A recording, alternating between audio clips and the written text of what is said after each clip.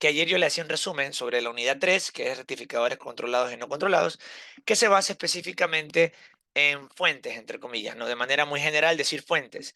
Mientras que hablábamos unidad 3 fuentes lineales, unidad 4 fuentes conmutadas. Bien, en este caso, para empezar, en lo que es la unidad 3, vamos a hablar de lo que son los rectificadores. Como tal, son circuitos que se emplean diodos. Los diodos ya los hemos visto, los usamos en lo que era la parte electrónica general.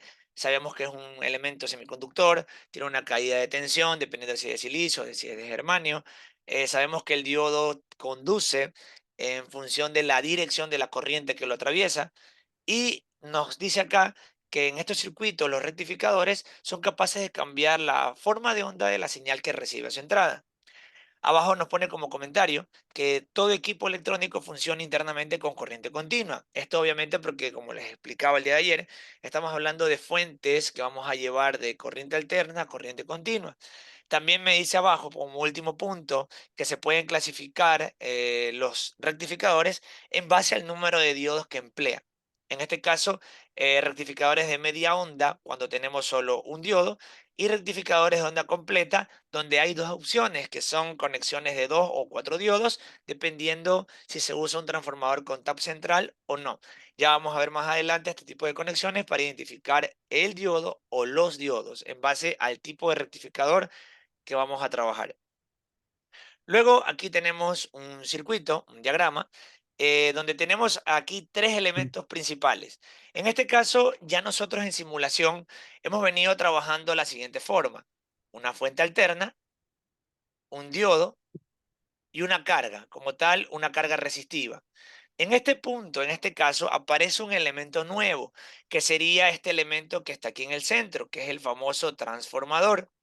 En este caso, el transformador aparece debido a que nosotros tenemos siempre en la red, podemos hablar de una red monofásica 110, podemos hablar de una red monofásica 220, o podemos hablar, obviamente esto es monofásico, o podemos hablar de una red trifásica 220, 440, 380. Entonces tenemos varios niveles de tensión a la entrada que a la salida no puedo utilizarlos de forma directa, dado que, por ejemplo, en los elementos electrónicos, como ayer comentábamos, tenemos fuentes de 5 voltios, de 12 voltios y de 24 voltios. Y poder llevar de 110, 220, 380, 440 a 5, 12 o 24 continuo se vuelve complejo si no tenemos un elemento que nos ayude a reducir o disminuir este voltaje. Y ahí es que entra el famoso transformador. Este transformador es un elemento que nos ayuda, en este caso, a disminuir o a reducir los niveles de tensión. Ejemplo, puedo tener yo un transformador que a la entrada reciba 110 voltios y a la salida me dé 12 voltios. Entonces, en este caso, y aquí cuidado, la entrada es alterna y la salida sigue siendo alterna. Luego, al pasar por la rectificación, podemos decir que la señal cambia su forma. ¿Por qué? Porque sabemos que si entra una señal alterna a un rectificador, a un diodo, lo que tenemos a la salida va a ser solo el semiciclo positivo dependiendo de la señal. Un segundo, por favor. Eso ya lo vimos en las gráficas y lo vamos a analizar ahora en el simulador. En este caso entra una senoidal, aquí solo vamos a tener el semiciclo positivo. Y eso sería lo que le llegue a la carga resistiva. ¿Ok? Entonces, en este caso, voy en este momento a abrir el simulador. Déjame un segundo, por favor. Como observamos acá, tenemos el circuito que presentábamos en la diapositiva. Observe, tenemos un transformador, una fuente de entrada, un diodo y una carga resistiva. En este caso, si observamos, tenemos aquí la señal tanto de voltaje y corriente y lo que podemos analizar es que en el semiciclo negativo de la fuente, voy a parar la señal un ratito, en el semiciclo negativo, en esta zona debería estar el semiciclo negativo, no tenemos señal de corriente ni de voltaje. ¿Por qué? Simplemente porque el diodo no conduce en el semiciclo negativo. Ojo, esto va a depender siempre de cómo esté conectado el diodo. ¿Por qué? Porque si yo cojo, por ejemplo, en este punto, cambio o giro el diodo, Veamos qué pasa con nuestra gráfica. Voy a girar el diodo, voy a ponerle continuar. Veamos qué ocurre. Observe cómo ahora, en cambio, aparece la gráfica en el semiciclo negativo y ya no en el semiciclo positivo. ¿Esto por qué? Porque acabamos de girar o cambiar nuestro diodo. ¿Ok? Aquí vemos que tenemos un solo diodo rectificador, por ende podemos decir que estamos en presencia de un rectificador de media onda. Eso es justo lo que nos comentaba aquí la diapositiva anterior, que si tenemos un solo diodo, tenemos un rectificador de media onda. ¿Ok? En este caso se cumple, en base a lo que estamos viendo en la simulación, que con un solo diodo tenemos rectificación de media onda. Volvemos a dejar el diodo en su posición original para que conduzca en el semiciclo positivo. Observemos nuevamente la gráfica y ahí se da. Tenemos una rectificación. Ahora, importante lo que decíamos hace un momento. Tenemos una fuente de entrada, tenemos un transformador y tenemos un diodo rectificador. Bien, ¿cómo funciona el transformador? Voy a darle doble clic en el simulador y aquí me va a decir algo. Observemos este detalle en el simulador. Ustedes ya han usado este simulador. Me dice razón. Bien, este nombre puede tomar diferentes definiciones dependiendo del texto o el libro guía que tomemos en consideración. Y aquí le llama razón, pero yo generalmente suelo decirle relación fundamental de transformación, que es el término que se le da a la relación que tiene un transformador para poder convertir la entrada a la salida.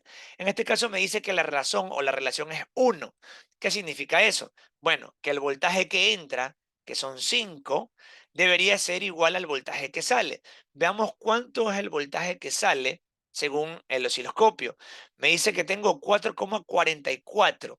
En este caso, si me voy a mi diapositiva, quiere decir que están entrando 5 voltios y acá a la salida, 5 voltios, y a la salida estoy midiendo en el osciloscopio 4,4.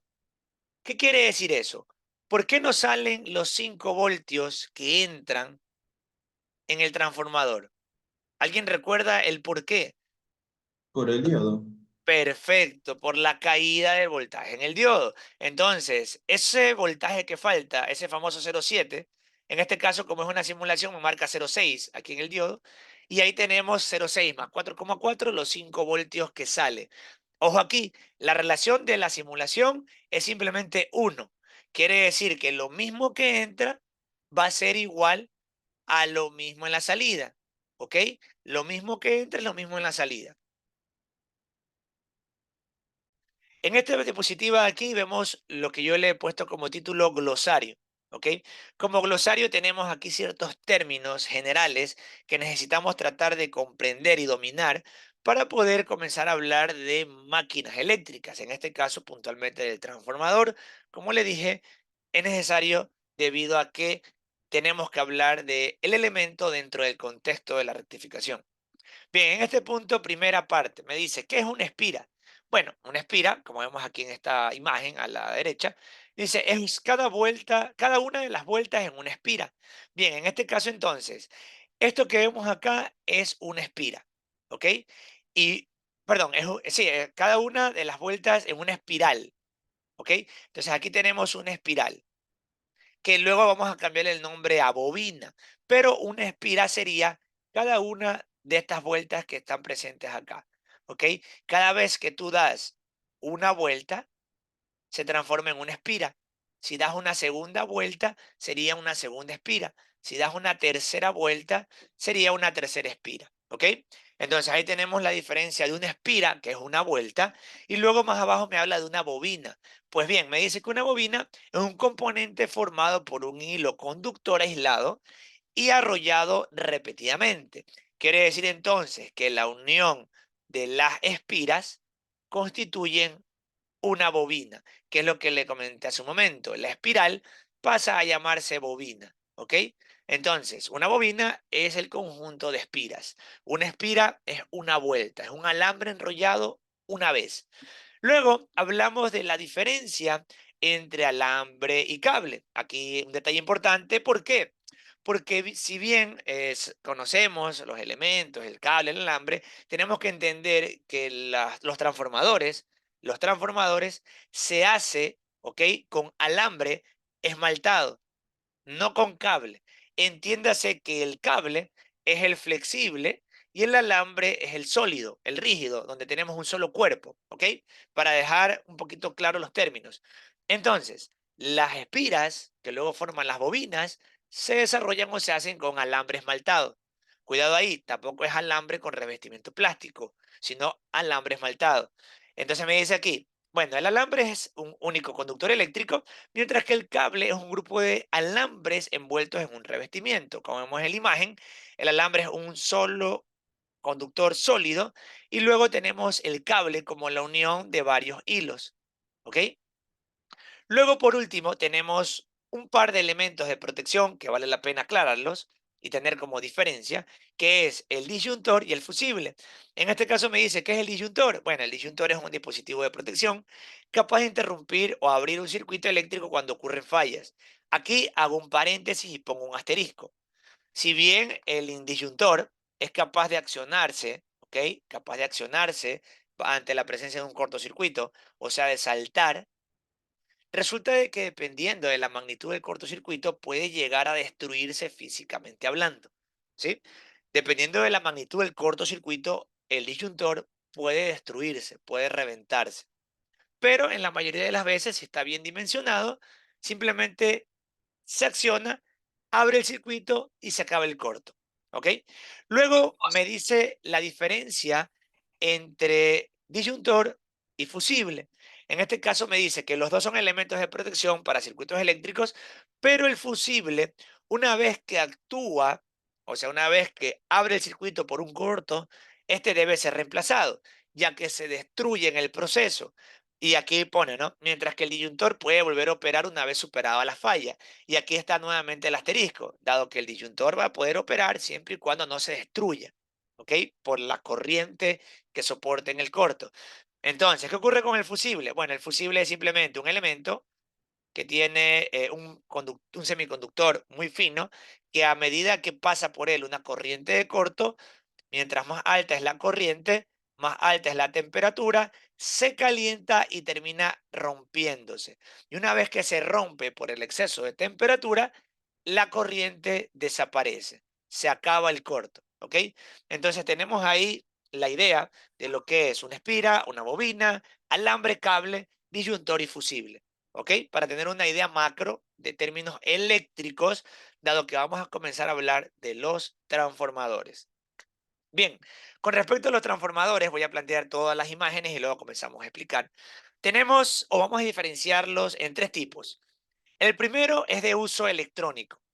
Tenemos el de transformadores electrónicos, por este lado transformadores de un tipo de chapas E y chapas I, que tienen la forma, como vemos aquí en la izquierda. Voy a hacer un poquito de zoom para poder ver de mejor manera. Un segundito.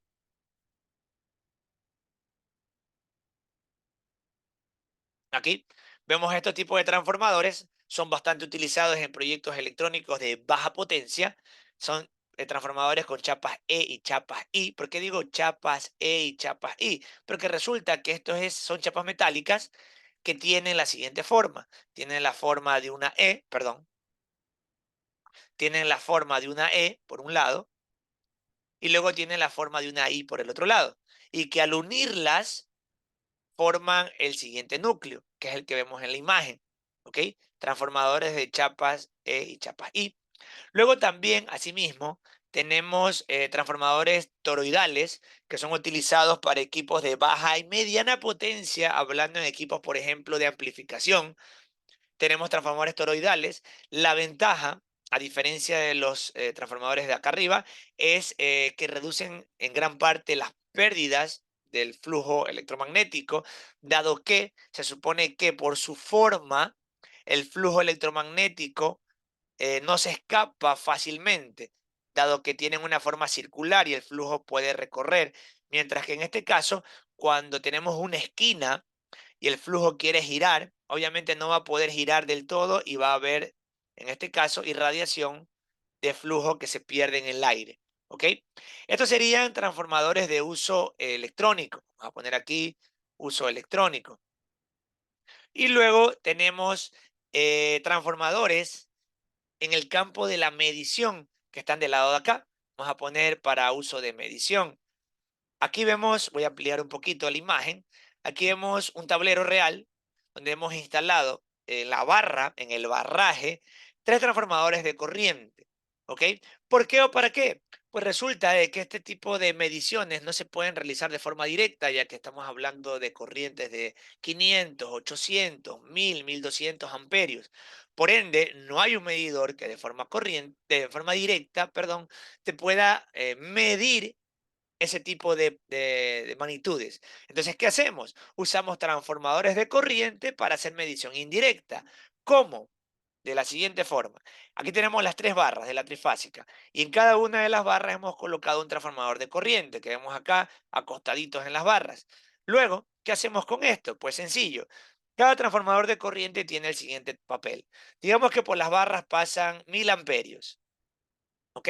Y uso un transformador de corriente para poder bajar esa corriente a 1 amperio. Y ahora sí, es más fácil medir 1 amperio que medir 1000 de forma directa. Entonces, ¿qué hacemos? Esta corriente va a un equipo, un analizador de red, que se encarga de hacer la conversión en base a la relación y sabe cuánta corriente está consumiendo. Por ejemplo, si luego la corriente baja a 500 amperios, de este lado bajará obviamente a 0,5 y el analizador sabrá de cuánta corriente estamos hablando, porque es una relación directa. ¿Ok? Estos serían los segundo tipo de transformadores que tenemos, que sería ya de medición, y por último, tenemos transformadores ya de potencia. Obviamente aquí hay de baja potencia y de alta potencia. Para hacernos una idea, en la parte derecha tenemos un transformador de distribución acá, de baja potencia, que es para el ámbito residencial. Aquí tenemos una foto de un lugar cercano a nuestra institución donde tenemos un transformador pad mounted que se encarga de bajar la media tensión y darnos, o sea, el voltaje, bajar la media tensión y entregarnos un voltaje útil para nuestros hogares, hablando de 110 o 220. Y por último, los transformadores de potencia, que ya estos los encontramos en los que son las subestaciones. ¿Ok?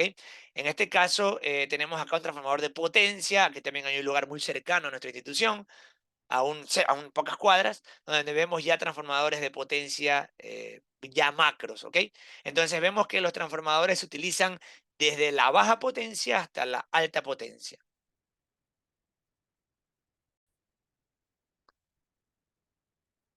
Internamente vamos a ver cómo están constituidos los transformadores. Vamos por acá primero, a la parte izquierda.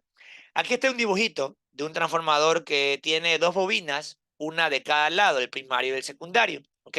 ¿Qué ocurre aquí? Bien, dibujado de una forma reducida, tenemos del lado izquierdo una bobina, una espira, y del lado derecho otra bobina que se constituye de espiras. ¿Qué ocurre acá? Pues bien, simplemente entra un voltaje, perdón, entra un voltaje, vamos a dibujar acá un segundito, entra un voltaje en la bobina primaria, se genera una corriente dentro del conductor, esta corriente genera un campo y la suma de los campos generan un flujo, ¿ok? Flujo magnético. Luego este flujo va a viajar por el núcleo y va a llegar al otro bobinado. Ahora se da todo lo contrario. Una bobina que está en presencia de un flujo magnético va a generar en sus terminales un voltaje. Y una vez que entre la carga, por ejemplo, una resistencia, aparecerá la famosa corriente. ¿Ok? Entonces tenemos ahí un proceso que se da. Voltaje genera corriente, corriente genera campo, campo genera flujo. El flujo viaja por el núcleo, que está aquí, por todo este núcleo. El campo viaja por el núcleo, el flujo viaja por el núcleo y llega a la otra bobina y la otra bobina hace lo mismo. Bobina recibe flujo, el flujo genera un voltaje en los terminales y una vez que conectamos la carga, aparece la corriente. Pero tenemos acá otra forma. Ojo aquí, en este ejemplo de la izquierda tenemos dos bobinas que están prácticamente separadas físicamente. Y acá parecería que están unidas las bobinas en la parte derecha. Pues resulta que en un transformador de corriente eléctrica no hay unión entre ambas bobinas. Quiere decir que cuando están incluso una sobre otra, vamos a colocar primero una bobina, vamos a colocar luego un material aislante y encima vamos a colocar la otra bobina. En otras palabras, la bobina primaria y la bobina secundaria nunca se tocan eléctricamente hablando. ¿Ok? Bien, entonces, ¿cómo hace la corriente para ir de una bobina a otra? Pues simplemente gracias al efecto de la inducción, pero obviamente la inducción electromagnética. Y esto de aquí ya lo dejo para que usted busque un poquito de información y vea cómo se genera la inducción electromagnética de una bobina a otra. Ahora vamos a meternos un poquito en lo que es el cálculo de los transformadores. Para esto me voy a llevar esta imagen. Vamos a trabajar en otra ventanita. Vamos a llevarnos esto de aquí. Vamos a irnos a nuestra mesa de trabajo. Voy a pegar aquí el ejercicio y vamos a comenzar a trabajar. En este caso vamos a hablar de la relación fundamental de transformación. Aquí voy a plantear simplemente las fórmulas. Bien, resulta que un transformador tiene espiras en el primario, o sea, de un lado, y tiene espiras en el secundario. ¿Ok? Las espiras se nombran con la letra N. Por ende, voy a tener N1 y N2. Luego tenemos un voltaje del lado primario y un voltaje del lado secundario. Vamos a llamarle B1 y B2. Luego asimismo tendré una corriente del lado primario y una corriente del lado secundario. Vamos a llamarle I1 e I2. Y por último habrá una potencia del lado primario y una potencia del lado secundario. S1, S2. Pero aquí hay un detalle. Nosotros por ahora, para términos prácticos de cálculo, vamos a decir que esto es un transformador ideal. ¿Y qué ganamos al decir que esto es un transformador ideal? Lo primero que ganamos es que podemos decir que S1 va a ser igual a S2. Déjeme bajar un poquito el grosor de la pluma. Ahí. Vamos a decir que S1 es igual a S2 y con eso vamos a poder hacer varios artificios matemáticos con la fórmula gracias a eso de ahí. Bien, analicemos aquí qué pasa con esta fórmula. Resulta, resulta que la S1 y S2 es la nomenclatura de lo que se llama potencia aparente. ¿Ok? Vamos a quedarnos con ese nombre, potencia aparente. Si buscamos en los textos cuál es la fórmula de potencia aparente, vamos a observar que la potencia aparente, S, viene dado por el voltaje multiplicado por la corriente. ¿Ok? Pila con lo que va a ocurrir. Entonces, si yo digo que S1 es igual a S2, puedo decir que S1 va a ser igual a B1 por I1, mientras que S2 es igual a B2 por I2. ¿Ok? Luego de aquí voy a despejar hacia un lado voltaje y hacia otro lado corrientes. Por ende, este voltaje 1 pasa al otro lado a dividir y esta corriente 1 pasa al otro lado a dividir. Y me va a quedar que B1 sobre B2 es igual a I2 sobre I1. Y recordemos que esto viene de S1 igual a S2. ¿Ok? No se olviden de ese detalle. Listo. Una vez que tengo esta igualación de aquí, yo puedo decir lo siguiente, que esto es igual a la famosa relación fundamental de transformación. ¿Ok? Pero me falta una fórmula más. Vamos a ponerla por acá. Tenemos ya B1 sobre B2 es igual a I2 sobre I1. Y hay una fórmula más que entra aquí, que es la fórmula de las espiras. Podemos decir que N1, las espiras de N1 del primario, sobre las espiras del secundario, es igual también a la relación fundamental de transformación. ¿Ok? Entonces aquí tenemos las fórmulas de la relación fundamental de transformación en base a las espiras, a los voltajes y a las corrientes que están presentes en un transformador. Recordando que estamos trabajando con un transformador ideal. Bien, con respecto al problema planteado, una vez que ya vimos las fórmulas, vamos a comenzar a tratar de desarrollar el mismo. ¿Ok? Me plantea un transformador ideal. Me dice que la potencia aparente 2, o sea, S2, tiene un valor de 1200 voltiamperios. Me dice que la corriente 2 es 6 amperios. Y me dice que las espiras N2 es 850 espiras. ¿Ok? Falta un dato aparentemente. ¿Cuál sería la relación fundamental del transformador? Pues resulta que me la está dando justo aquí abajito, ¿ok? Me dice 3, 2 puntos y 6. Pues bien, ¿qué significa esto? Que es una relación 3 a 6. En otras palabras, si entran 3 voltios, salen 6 voltios. Pilas con lo que acabo de decir. Si entran 3 voltios, salen 6 voltios. Es una relación 3 a 6.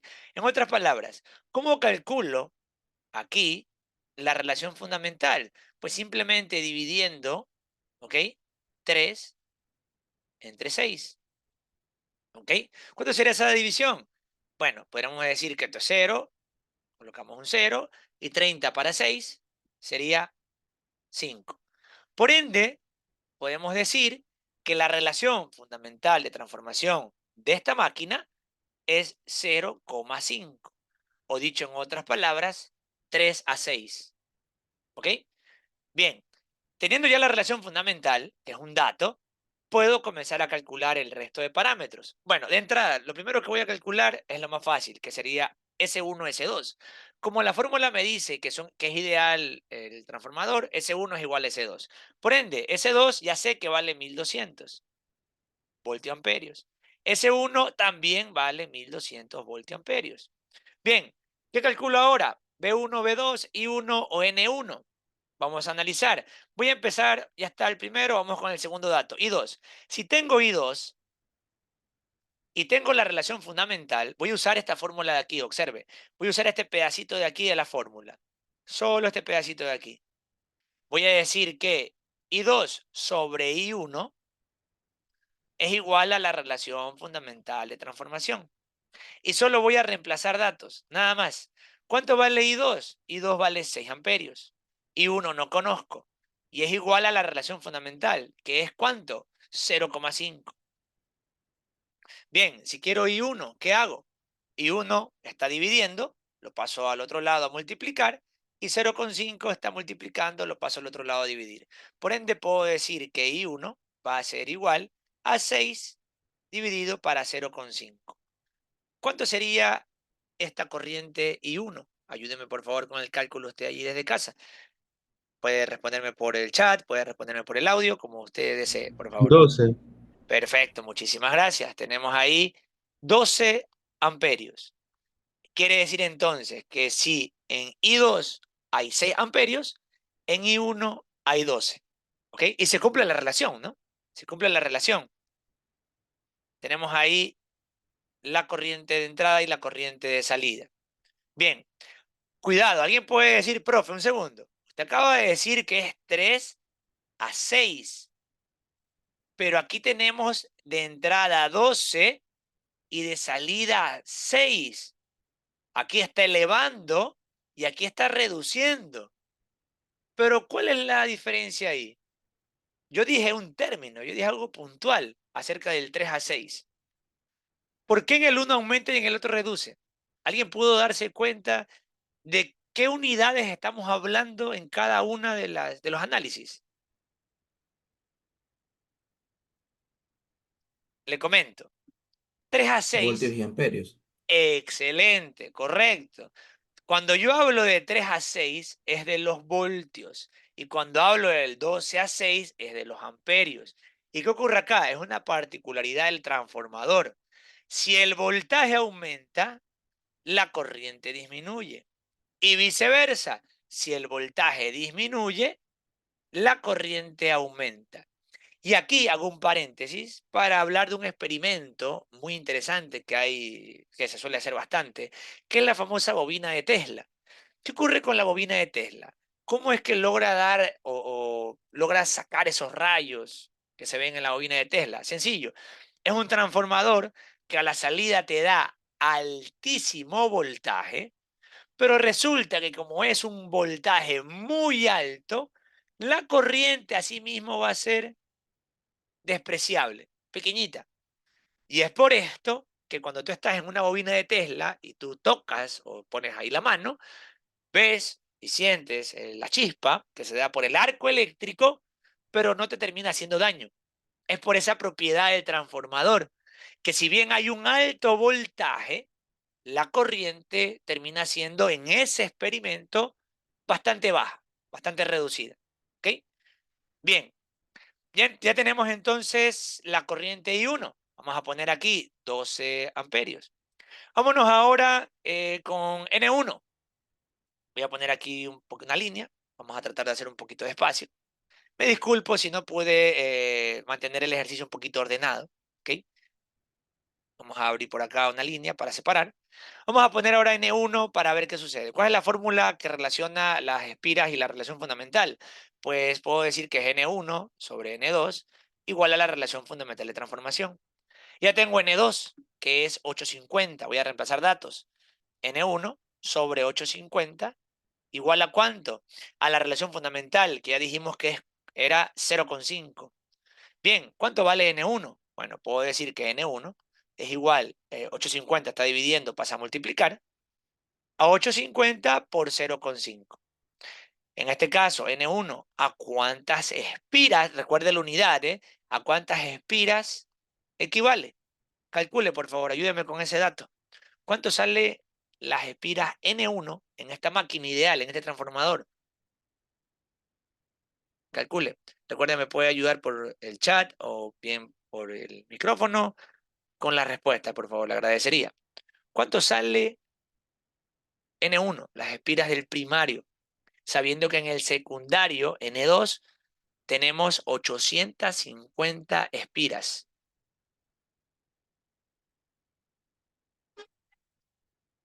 ¿Cuánto sale? No le escuché al amigo, por si acaso. 425.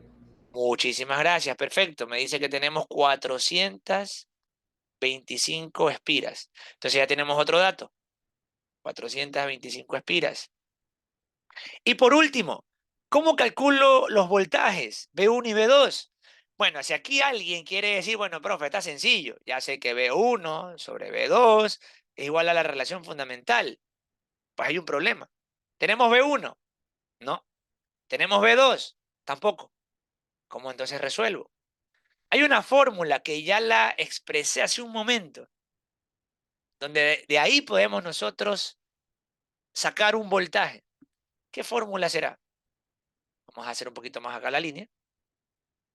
Recordemos la fórmula de potencia aparente. ¿Qué decíamos? Que S1 es igual a B1 por I1. ¿Cuánto vale S1? 1200. ¿Cuánto vale B1? Pues no conozco. ¿Y cuánto vale I1? Ya encontré I1. Es 12 amperios. Pues bien, despejemos de esta fórmula B1. 12 está multiplicando, pasa a dividir y tenemos que B1 es igual a 1200 partido 12. ¿Cuánto vale B1? Calcule, por favor. ¿Cuánto vale el voltaje B1? Y obviamente, una vez que calculemos B1, ya podríamos calcular B2, dado que despejando de la fórmula, B2 va a ser igual a B1 sobre la relación fundamental. ¿Me ayuda primero con el dato de B1? 100. 100 voltios, perfecto. Ojo, ¿por qué 100 voltios? Porque recuerda que ese es voltio amperio y la corriente es solo amperios. Simplificamos los amperios y me queda voltios. Bien, y si B1 vale 100, y una vez divido para la relación fundamental, que es 0,5, voy a llenar acá el dato. Si B1 vale 100, ¿cuánto vale B2? ¿Cuánto vale B2? Calcule, por favor. Me ayuda con ese dato, que sería el último ya, ¿eh?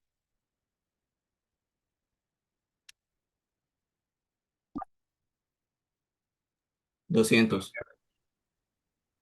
Perfecto, muchísimas gracias. Tenemos entonces que B2 es igual a 200 voltios. Tenemos entonces ya los 6 datos que me pedía el ejercicio. Voy a hacer un poquito de zoom hacia afuera para que se vea todo el problema. Esperemos que se logre observar. Algo así. Digamos que ahí se logra ver casi todo el problema. Déjame mover un poquito estas gráficas, estos datos, un poquito para arriba y tratar de que se vea todo. Ahí se ve todo el problema. Observe. Voy a bajar un poquito el nombre de la potencia aparente también. Así podemos observar todo el problema en su contexto. Y de esta forma hemos resuelto un ejercicio de transformador ideal. ¿Ok? Bien, En resumen, recapitulando, tenemos subrayado en amarillo las fórmulas que vamos a emplear. Como comentábamos, podemos verlas de forma separada, entre comillas, como está del lado derecho, ¿ok? Pero recordando de que se trata de la misma relación fundamental en los tres casos. Bien, en este punto voy a presentar dos problemas, dos ejercicios, en la siguiente diapositiva para que usted pueda en este momento desarrollarlos, ¿ok? La idea es que usted los desarrolle en este momento, calcule los datos que pide el problema y suba en el ABAC en el enlace que se va a habilitar en este momento, ¿ok?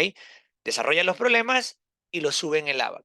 Ojo a tener en consideración, tenemos aquí una relación de 2 a 1 y tenemos acá una relación de 3. ¿Ok? De 3. O sea, la relación fundamental es 3. Acá es 2 a 1. Si hacemos la división 2 dividido para 1, ¿cuál será la relación? Pues termina siendo simplemente 2. ¿Ok? Listo, tenemos potencia aparente 2, corriente 1, número de espiras 1. De este lado tenemos potencia aparente 2, corriente 1 y número de espiras 1. Si nos damos cuenta, los datos son exactamente los mismos, hablando de qué lado me da los datos, pero el valor numérico cambia. Diferente número de corriente, diferente número de espiras. Entonces, en este momento, comenzamos a trabajar. Voy a abrir en el ABAC para que usted pueda subir los dos problemas que se presentan en este momento en la pantalla. Listo. Una vez que hemos hablado de lo que es la relación fundamental de transformación en las máquinas eléctricas como los transformadores monofásicos, por ahora solo monofásicos, vamos a pasar a series de Fourier. ¿Por qué serie de Fourier? Porque bueno, resulta que al meternos ya en las fuentes, recuerde de que estábamos hablando de que aquí entran ciertos detalles, porque no solo es fuentes y fuentes conmutadas, también hablamos de filtros. Ya vamos a ver por qué el tema de los filtros. Y justo entra aquí las series de Fourier. Bien, primero, ¿qué es una serie de Fourier? Me dice, es una descomposición de patrones repetitivos en combinaciones de ondas más simples. Bueno, quizá no me queda claro todavía. Bueno, ¿qué es la serie de Fourier? Bueno, me ayuda a entender cómo se construyen, perdón, las formas de ondas complejas. Bueno, ¿qué es la serie de Fourier? Bueno, la serie de Fourier divide la función en suma de ondas senoidales. En otras palabras, vamos a ver la gráfica que está acá. Voy a ampliarla. Me dice, mira, yo quiero con una onda senoidal que esté en rojo, formar una onda cuadrada como la que está en azul. ¿Qué puedo hacer o cómo lo puedo lograr? Sí, por si acaso me preguntan si la clase la voy a subir a la VAC, sí, esa es la idea, por eso la estamos grabando. ¿Cómo la puedo transformar de la onda senoidal a la onda cuadrada? Pues viene el uso de la serie de Fourier. Pero como le dije, por ahora no nos vamos a ir a la parte tanto matemática, sino más a la parte de aplicación. ¿Y qué ocurre acá? Bueno, lo que ocurre es lo siguiente. Lo que vamos a hacer es sumar señales. Sumar señales que al momento de sumarlas, resulta que van convirtiendo la señal senoidal, que es la señal original, en una onda que cada vez se va pareciendo a la onda que tú quieres como objetivo. ¿Ok? Repito. Empezamos con una senoidal, que sería la fundamental, ojo con esa palabra, y luego le vamos agregando otras ondas senoidales que van teniendo otras frecuencias. Ojo con eso. Y luego la suma de todas estas señales resulta que desembocan en otra señal final. Para entender mejor esto, vámonos primero a este apartado. Y ojo que aquí ya hay una actividad, ¿eh? Ojo aquí, en el apartado Juego de ondas, obtener 5 señales en base a series de Fourier, armar un documento en PDF y subir al LAVAC. Ya vamos a ver qué es esto. Vamos primero con el simulador. Vámonos para acá. Pasamos del primero al segundo. Observemos este simulador y aquí vamos a entender un poquito lo que es ya las series de Fourier desde el punto de vista práctico, de aplicación. Observa, tengo la primera señal. Si yo la bajo, observemos, no tengo onda, no tengo señal. Si yo la amplío al máximo, observa qué ocurre. Pues tengo una señal con amplitud de 1,5. Sí, porque eso es lo que pedí, 1,5. Si me voy hacia el negativo, observa qué ocurre. Lo que hago es que se me invierte la onda senoidal. Bueno, por ahora es una sola onda, ¿ok? La suma me va a dar lo mismo porque hay una sola onda. Vamos a ver la siguiente onda. Solo observarla. Por ahora no a sumarla. Observemos esta otra onda. ¿Qué podemos ver de diferente de esta onda con la anterior? Vuelvo a la onda anterior. Ojo con la onda que tenemos acá, guardemos en memoria un momento y abramos la otra. ¿Qué vemos de diferente? Analice. Voy a abrir ahora sí las dos. ¿Qué vemos de diferente? Observa. La Mira la amplitud. frecuencia. No, más allá de la amplitud, la frecuencia. En la roja solo se cumple un ciclo. Pero cuando hay un ciclo de la roja, ¿cuántos ciclos hay de la naranja? Hay dos. ¿Por qué dos ciclos? Tenemos una mitad, aquí, acá, en la mitad de la roja se cumple toda una señal naranja. Y en la otra mitad de la señal roja se cumple otra señal naranja. ¿Ok? Vemos qué pasa con la siguiente. Vamos a la siguiente. Observemos. ¿Cuántas veces se forma la onda amarilla dentro de la onda roja? Mira cuántas veces se forma. Ahora se forma 3 veces. ¿Sí ven? Una, dos y tres. Vamos a la siguiente. ¿Cuántas veces se formará ahora la verde? Primero, me avisan si se logra observar de forma correcta la simulación, ¿no? ¿Cuántas veces se forma la verde con respecto a la roja? Observa que tenemos 4 ondas. Una termina aquí, dos termina aquí, tres y cuatro. Y lo que estoy haciendo simplemente es ir abriendo en base a el numerito que tenemos acá arriba. Pues resulta que estos numeritos tienen un nombre, ¿ok? Tienen un nombre específico. Entonces, por ejemplo, si me voy al 6, ¿qué va a significar? Que voy a tener 6 veces la onda original, que sería la fundamental, ¿ok? Por ejemplo, si me voy al 10, significaría que si yo las cuento, voy a tener 1, 2, 3, 4, 5, 6, 7, 8, 9, 10 veces la onda fundamental. Bien, ¿y qué ocurre aquí? Observemos. Si yo abro una onda senoidal fundamental y luego le voy poniendo los armónicos, porque esa es la palabra clave aquí, cada una de estas ondas que se va dividiendo, porque es una alta frecuencia, son los armónicos. Si yo muevo esto, mira lo que voy obteniendo. La suma de estos armónicos, mira qué señal me va dando. Aquí abajo la suma, ¿qué señal ya va apareciéndose? Observa, ¿qué señal voy obteniendo? Va apareciéndose a lo que yo quería en mi diapositiva. Observa, una señal cuadrada, ¿ok? Se va apareciendo a la señal cuadrada. ¿Y qué estoy haciendo? Simplemente sumando ondas, sumando, o sea, sí, sumando señales senoidales. Repito, sumando señales senoidales, ¿ok? Entonces, en base a cada uno de los armónicos, cuando tú vas moviendo armónicos, mira lo que pasa con la senoidal, se va destruyendo. Entonces, ¿qué ocurre aquí? Pilas con esto. Cuando tenemos armónicos en nuestros sistemas electrónicos, bueno, hecho, eléctricos, gracias a la electrónica, lo que ocurre con la señal de corriente en el sistema es que se comienza a destruir. Observa aquí la suma, ya no hay una senoidal. Y eso sí es un problema. Porque ¿qué debería de haber en nuestra señal? Debería haber lo más cercano a una senoidal. ¿Ok? Lo más cercano a una senoidal. O sea, no deberían de existir estos armónicos. Pilas con ese detalle. ¿Ok? Debería ser así. Voltaje rojo, corriente en negro. Igualitas, dos senoidales perfectas. Pero no es así. A raíz que metemos nosotros elementos electrónicos en nuestros sistemas eléctricos, pasa esto. Se llena de armónicos y la señal se destruye. ¿Ok?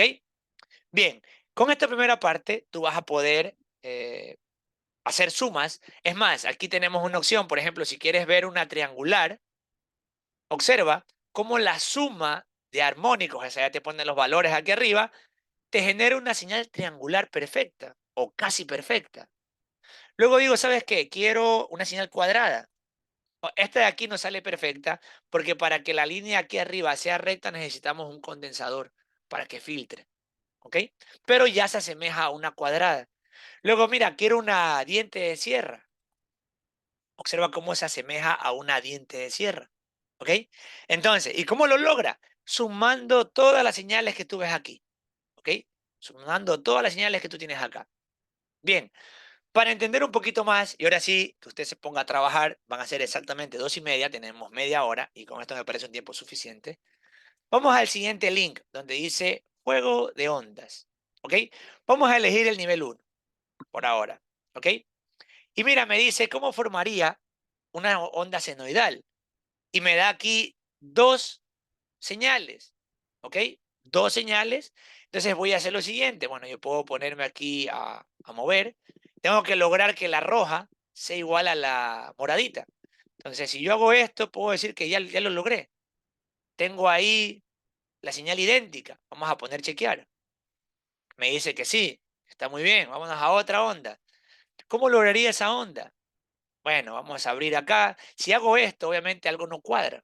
No es esa onda. Entonces me voy a ir hacia el otro lado y voy a decir que ya logré la onda. Perfecto, vamos a otra. O nuevamente una senoidal. Pero ojo, ¿qué ocurre acá? El sistema te va dando los armónicos. Aquí me ha dado el cuarto armónico y el octavo armónico. Vamos a ver. Mira, si yo abro esta de aquí, no cuadra. Bien, lo cierro. Si abro esta de acá, tampoco cuadra. Pero si la invierto, ahora sí. Checar y tenemos ahí, ¿no? Una onda más y así podemos ir buscando ondas. Bien, vámonos para atrás. Vámonos a nivel 2. Ya aquí la cosa es interesante.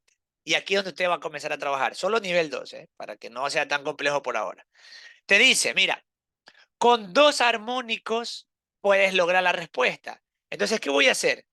Voy a reducir a 2 para que sea más fácil por ahora. Entonces, voy a tratar de lograr la señal que estamos viendo en pantalla. Bueno, vamos a ver, abrir aquí el armónico. Vamos a ir analizando. Vamos a ir jugando con las señales. Y observa cómo vamos formando la señal. Yo creería que ya lo logramos.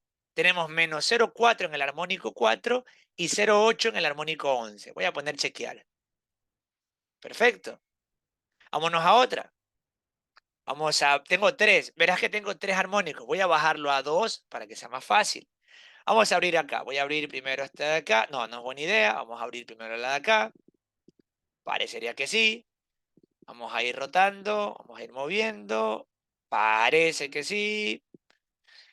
Ahí parecería que está. Vamos a ver qué pasa si pongo chequear. Me dice que no.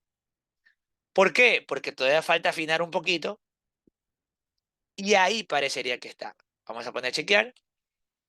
Y la tenemos. Pregunto, ¿se entiende lo que estamos haciendo?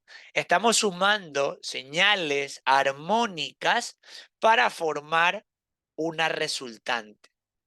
¿Ok? Repito, estamos sumando armónicos para generar una señal resultante. Vámonos a nivel 3, un poquito más. Observemos esa señal de ahí. Ahora me dice, tenemos que usar mínimo 3 armónicos para obtener la señal. Vámonos a ver. Voy a bajar a 3. Vamos a ver si la obtenemos. Abro por acá. Vamos a abrir por aquí. Y vamos a sumarle una de alta frecuencia. Observa, ya va tomando forma. Ya va tomando forma. Y lo que estoy haciendo es buscar 3 armónicos que me generen una resultante. En la parte electrónica industrial, pues resulta que tú no vas a jugar con los armónicos. Tú lo que vas a querer es que no existan los armónicos. ¿Ok?